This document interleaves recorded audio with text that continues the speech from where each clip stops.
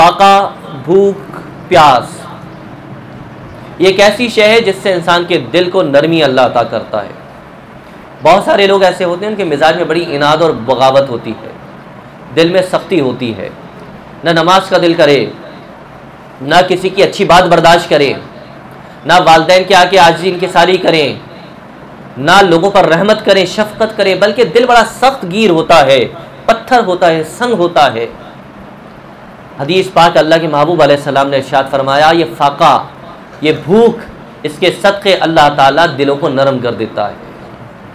ये नरमी ईमान की सिफ्त में से है। जिसका दिल नरम है उसके दिल में ईमान है, उसके दिल में अल्लाह का खौफ आएगा, उसके दिल में अल्लाह की मार्फत आएगी, उसके दिल में फूल बहार के, मोहब्बतों के, इश्क के, अल्लाह उसके रसूल की मोहब्बत के फूल खिलेंगे, बहारें ईमान परवान चढ़ेगा, जिसके दिल की ज़मीन नरम होगी। लेकिन पेट भर के खा लेना, शिकम सैर होके खा लेना, महबूब दो आलम सल्लल्लाहु अलैहि वसल्लम फरमाते हैं शिकम सैरी गुनाहों की इब्तिदा का सबब बनती है।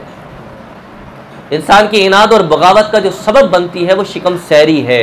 हज़रत अम्मा आयशा सिद्दीक़ा रज़ियल्लाहु ताला अन्हा ने इरशाद फरमाया, नबी करीम सल्लल्लाहु अलैहि वसल्लम के विसाले मुबारक के बाद उम्मत मुस्लिमा के अंदर जो पहली बिदत है जिसने जन्म लिया, जो पहली बिदत जो मुसलमानों में दाखिल हुई, वो है पेट भर के 3 वक्त का खाना खाना।